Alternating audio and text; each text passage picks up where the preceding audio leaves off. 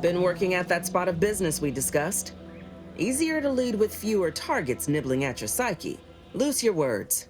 I'm listening.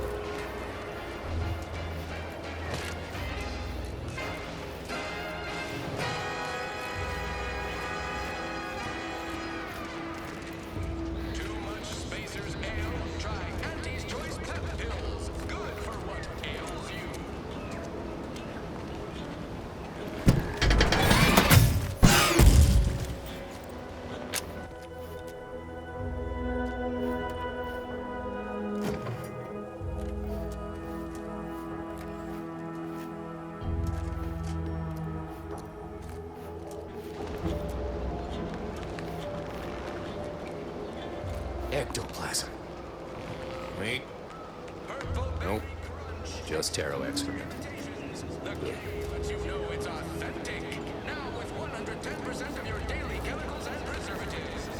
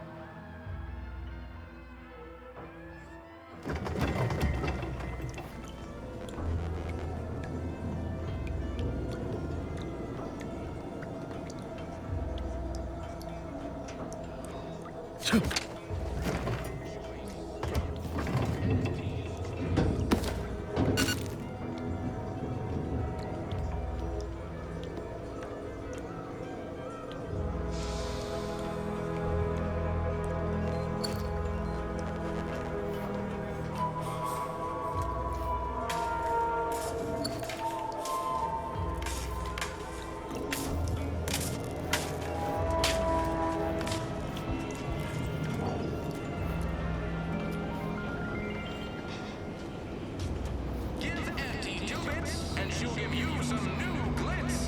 Give Auntie 5 bits, and she'll give you a facial.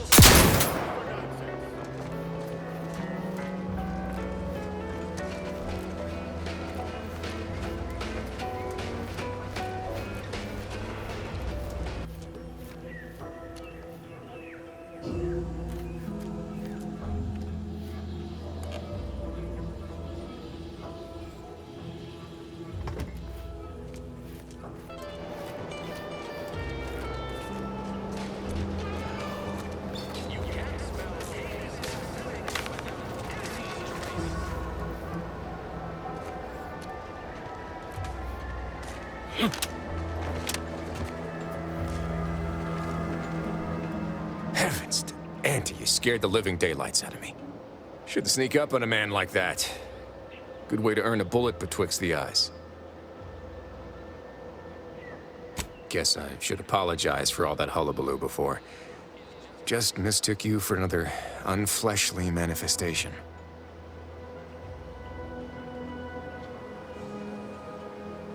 Look, I know how it sounds, like I'm a few crabbles short of a hurt, but just hear me out. It all started the other night. Saw a personage leaving the greenhouse, late. Figured it for Emily, but when I asked her about it, she didn't know what I was talking about. Happened again the next night. Gave chase that time, but lost him hereabouts. I turned a corner and they'd up and vanished.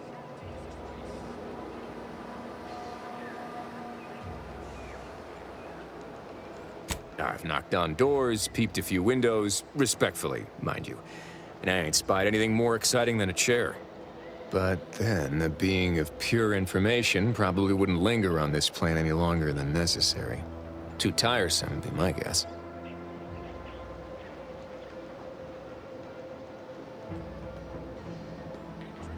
Well, maybe. I still don't know all the particulars yet. But it's one theory.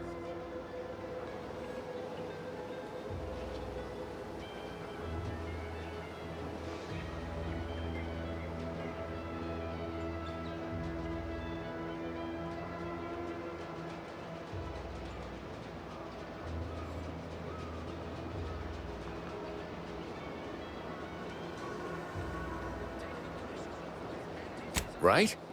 It's all gotta go somewhere after we cash in our bits. Who's to say some of that matter don't stick around in one form or another?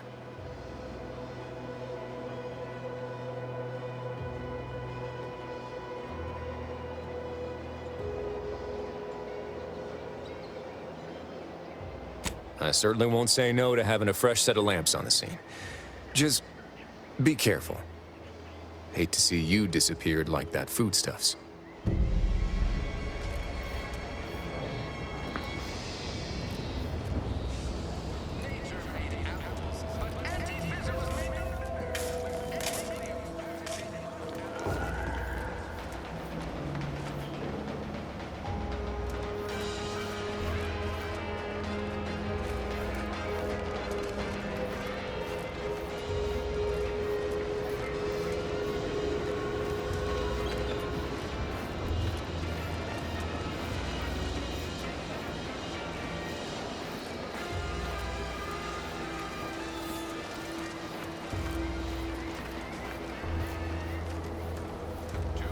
What's the fastest way to climb the corporate ladder?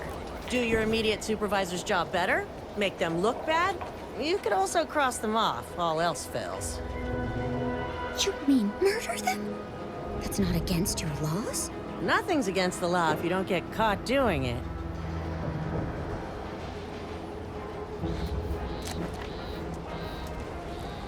Outsider.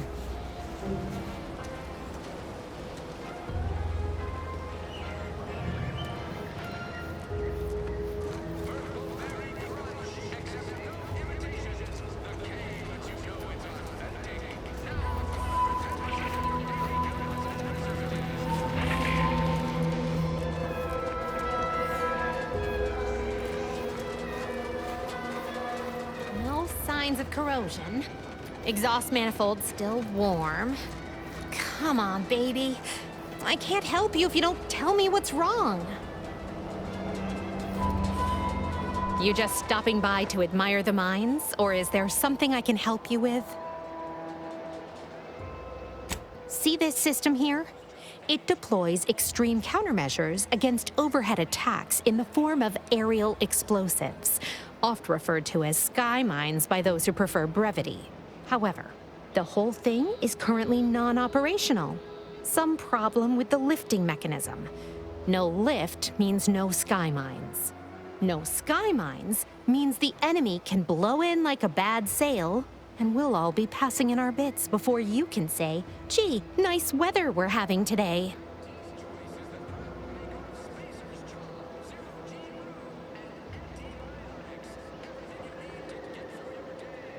Please, I'm not some flathead doesn't know her hygroscopic compounds. You mess with the balance, you risk the whole thing combusting.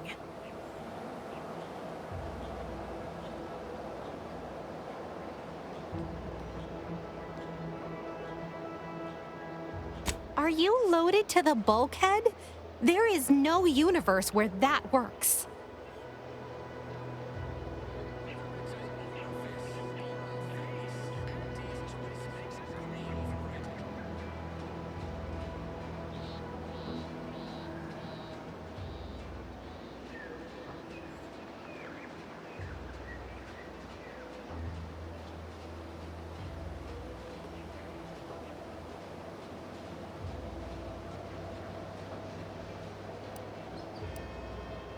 Law, I can't believe I'm agreeing to this.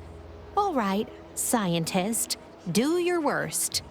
I'll be over there if you need me. Way over there. Should clear the blast radius at that distance.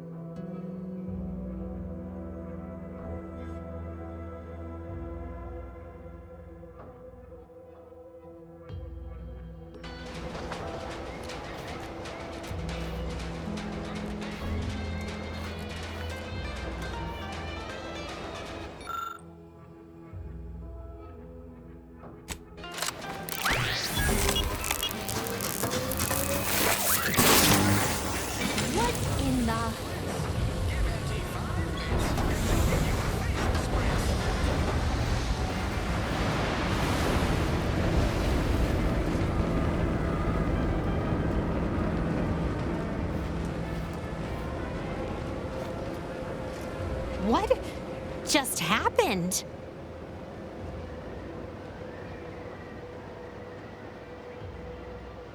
Ain't no science like I ever seen. Can't believe all it took to get her working was you waving around that fiddly gadget of yours. No, sorry, you're right. You did me, and all of Fairfield, a good turn here. Just thought I'd feel more relieved when the launcher was working again.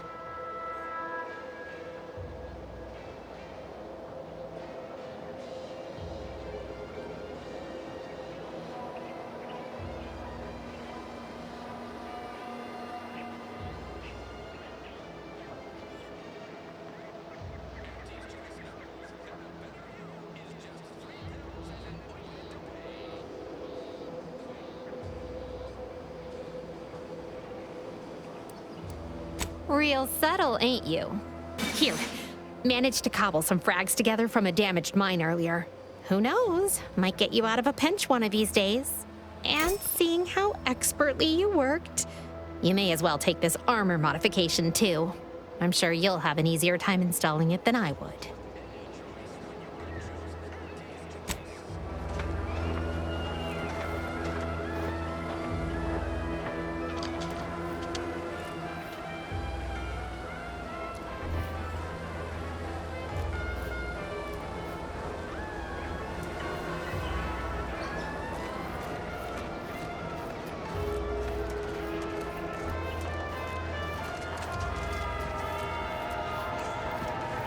Don't go into that cheap saloon if you got a lick of gumption.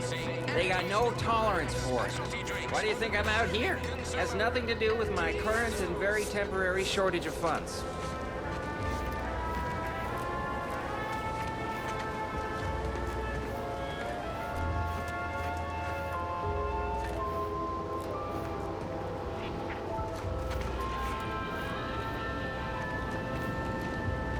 Solicit elsewhere. Take the pressure off with anti-fizzos, bottled under more than Swear, I almost had it this time. Everything all lined up. Easy mark, guaranteed moneymaker, favorable terms. Practically the recipe for success. Look like you've had your share of troubles. Ever had the perfect opportunity just slip through your fingers?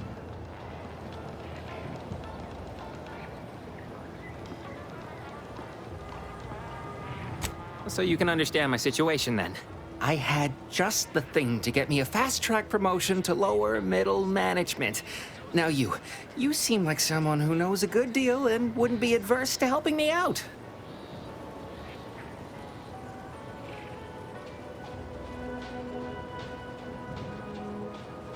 It's like this. I agreed to meet with a business associate to finalize a deal, but the location got set for Spire Grove.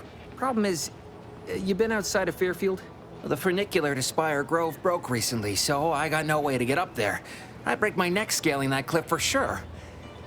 There's a long way around, but it's not for me. Why, the path there might be lousy with raptidons for all I know.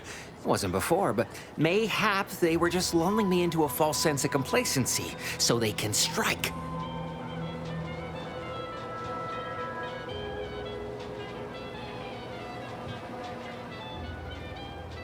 While exploring facilities to the north, my partner unearthed a heretofore unexploited advanced protectorate technology. Couldn't or wouldn't go into details, but he promised every household would want one, that it'd revolutionize the daily life of Auntie's Choice citizens. with 110% of your daily chemicals and preservatives.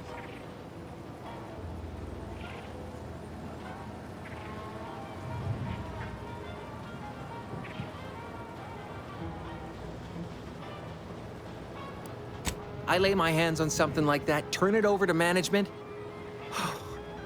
I'd start climbing the rungs of the corporate ladder right quick. Soon, I'd have all the considerable perks of someone responsible for a hit new product line. Bigger salary, name recognition, reserved seating in the company restroom, the works.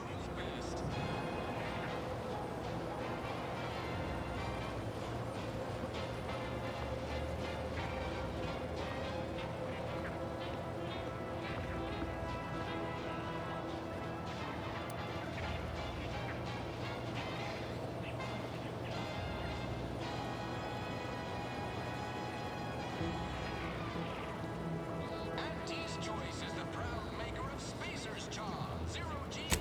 Opportunistically leveraging difficult predicaments. That's the Auntie's Choice way.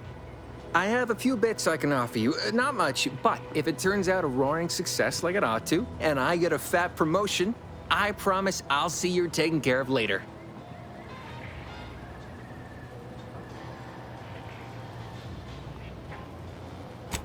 Splendid. Go parlay with Jackson Plum up at Spire Grove. It's some kind of agricultural harvesting encampment southwest of here, near a mess of them rocky spires. He'll provide the agreed-upon schematics. Orifice or a face, Auntie's Choice makes a cream for it.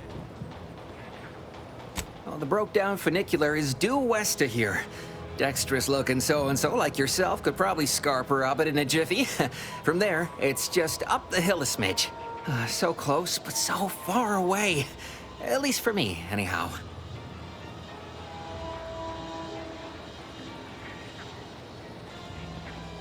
Truth is, haven't the slightest. You know the Protectorate have all the most advanced technology, though. Probably something straight out of an Aetherwave serial.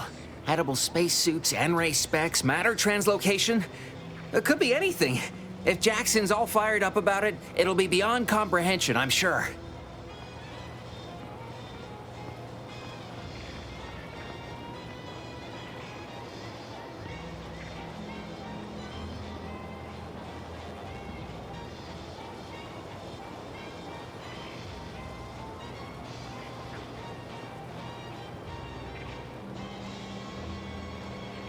All right then. Don't let me keep you. Give Auntie 2 bits, and she'll give you some new glitz. Give Auntie 5 bits, and she'll give you a facial spritz.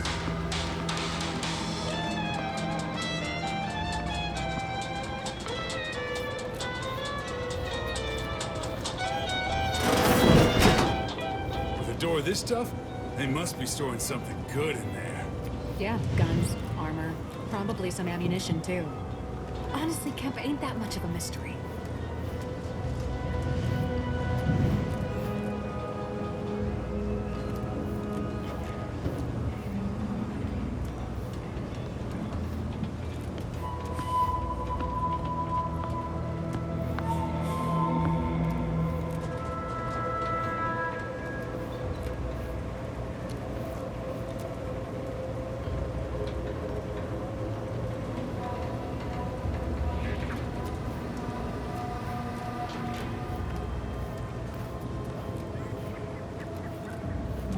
Leave me be.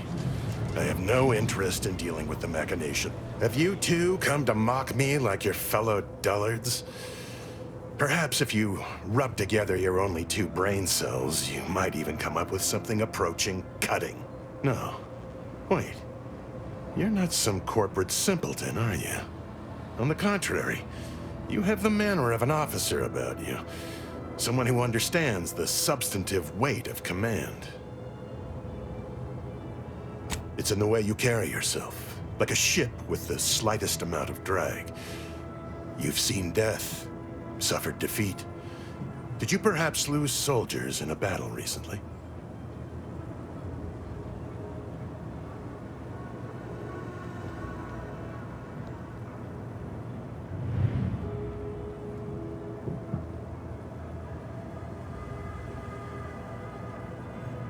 Yes, I understand what you mean completely. Time does not always do the work we hope it will. It blunts the bitterness of failure, at best. Please, allow me to start over. I am Warden Sterling, dedicated servant of the Protector of Arcadia and Caretaker of Worlds, the Sovereign Henry Varick.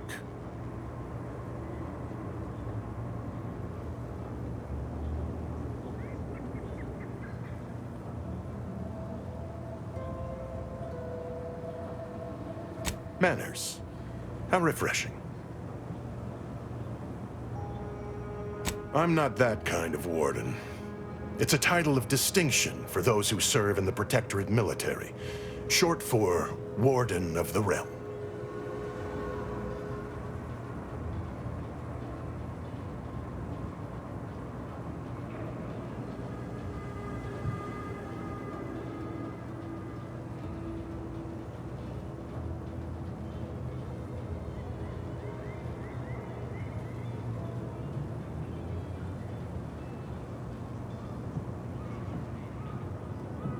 And if I did,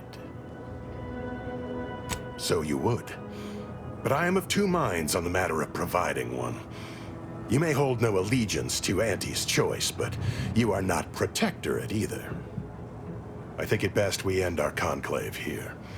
Be on your way before you draw attention to either of us.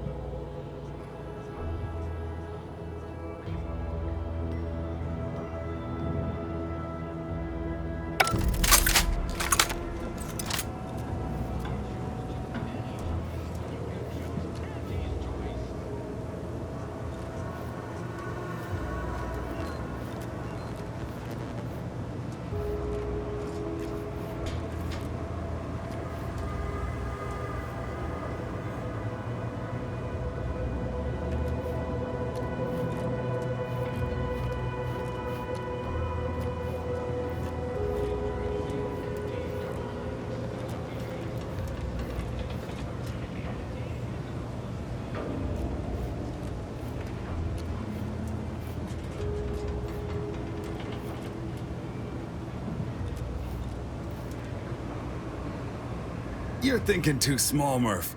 I'd put money on the Protectorate stashing treasure inside. A whole pool of bits enough to swim in. It's a constabulary, not a bank. And certainly not some kind of gold-filled swimming hole. Besides, these Protectorate lack imagination. Never had an original thought wasn't written down for them first. Like I told you before, it's probably just guns.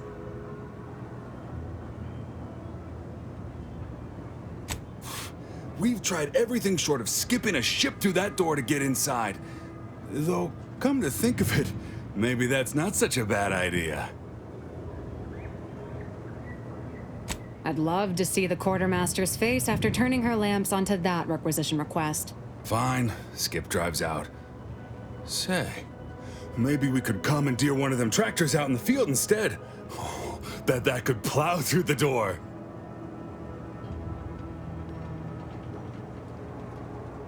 In case you haven't noticed, we're in the middle of a war, and hard to say whether we're winning or not. Better question is why no one else is treating this like a top priority.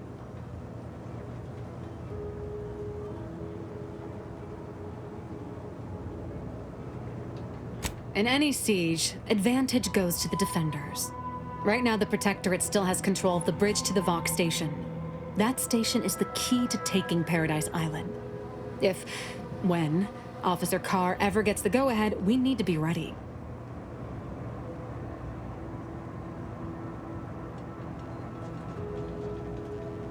Right. With all our new trainees, we've got the numbers. But bodies won't mean diddly without the weapons and equipment hopefully inside that armory. If there are any weapons at all, I still say it's treasure. This is Eden after all. You've made your case, Kemp. I'm more interested in hearing the opinion of our new friend here. What do you suppose is in there?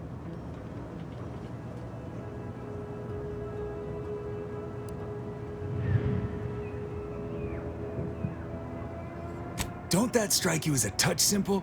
And anyway, why would the Protectorate lock up everything they'd need to fight back? Unless they were trying to keep it from an invading force. Saying it aloud's altered my opinion somewhat. Fine, it's possible. I'll grant you. I don't see it mattering much either way. That door is sealed tighter than a salt tuna can. Nobody's getting through anytime soon.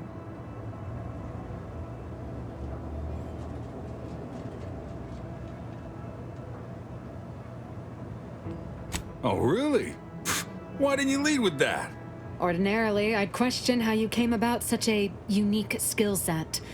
But circumstances being what they are, have at it. Just know we're keeping an eye on you.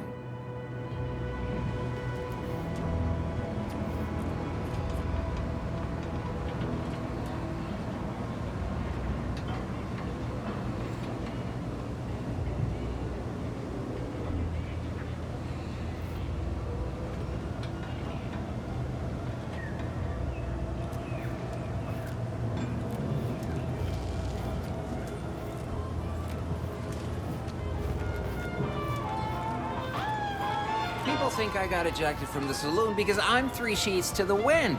Well, maybe I am drunk. Drunk on bold ideas.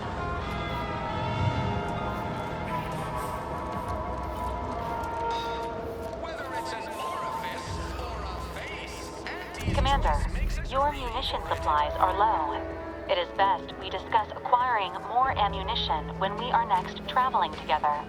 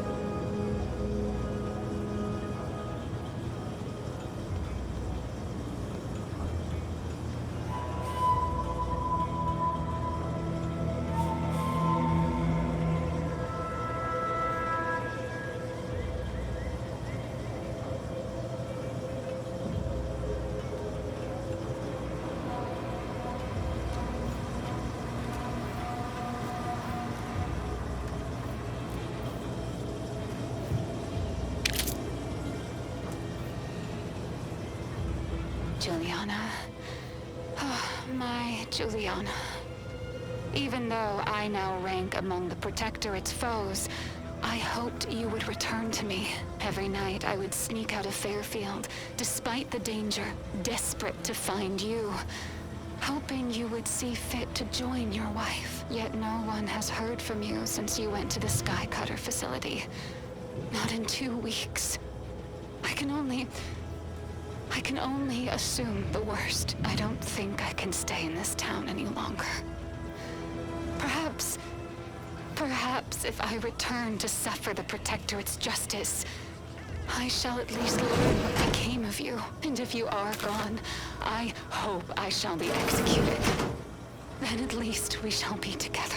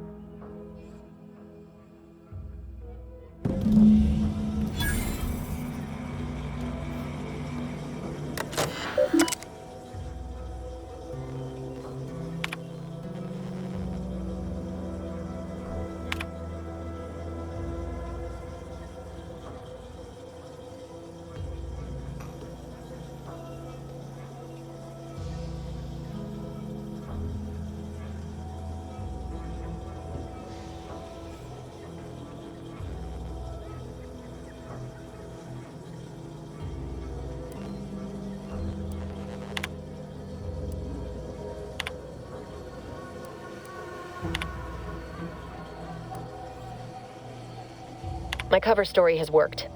I am safely ensconced at the Vox station, assigned to the lowly Information Input and Retrieval Department. Seems a colony so certain of its absolute control over its subjects can be less than rigorous when it comes to security. I was able to easily widen out a space behind the walls of the main control room to establish my safe room, giving me unfettered access to the communication transfer conduits. I have hacked into their system downstream from the security protocols, so I am able to infiltrate their entire system with them being none the wiser. While I have little doubt as to the success of our mission, trepidation still gnaws at me. Though I cannot say why. Perhaps it is simply the normal mission commencement jitters. I did it. They are all dead. And I am still alive. I had not expected this. I had prepared no alibi, and so felt assured my ruse would be discovered and I'd not have to carry this burden. But the complete gullibility of the Protectorate subjects cannot be underestimated, it seems. My threadbare excuse of my grievous wounds as pitchball injuries was accepted without question. I can only keep telling myself it had to be done. Something which becomes harder by the day as the rift anomaly grows in the sky. But it was all part of the plan. Wasn't it?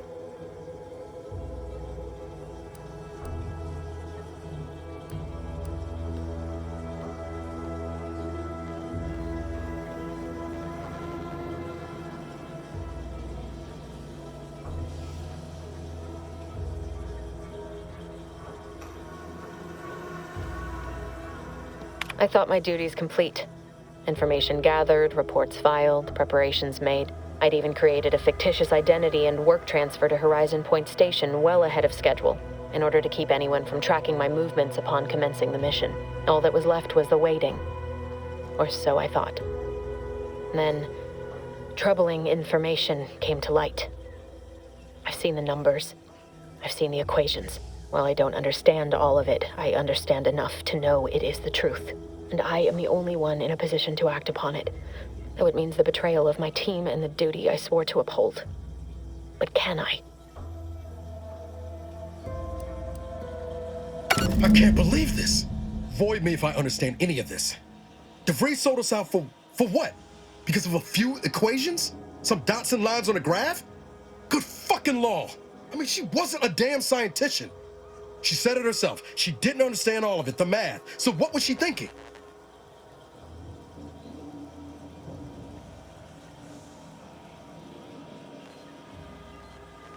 No. No. You didn't know her. Not like I did. Like I thought I did. Damn it! I never wanted to talk about this. I wanted to just leave it alone. Told myself, no point in dredging up the past. Should have known it wouldn't rest. DeVries may have saved me on Triangulum, but I wasn't the only one looked up to her. Lots of the other recruits talked about her too, back at the academy. Y'all thought she was the pinnacle of what an agent should be. Tough, smart, any job she couldn't get done, and better and faster than everyone else. Inspired all of us.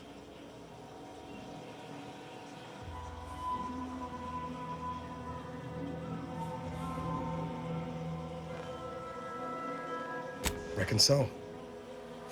Some might embarrassing how much worship we all put on her name. You put a tool in my hand, I would have built monuments to her. Figured my own career could be just that. Doing for others what she done for me. Never imagined I'd actually get to work with her. Me, some nobody from Triangulum. And then she betrayed us. Tried telling myself it was an accident, but now we've got the cold, hard proof it wasn't. Law only knows why she trusted the Order's numbers. Ain't cynical if it turns out true. DeVries was willing to sacrifice us. I have to know what for. I mean, she always struck me as so pragmatic, real sensible-like.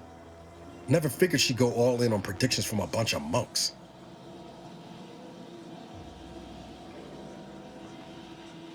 Used to think they were good people trying to do right by their beliefs. But if they put the idea in DeVries' head to leave us for dead, Might be time I reassess that opinion. I don't take issue with folks clinging to whatever keeps them afloat. Math, science, the grand architect, void, even capital. I know how most colonies run. But when those beliefs start to require hurting others,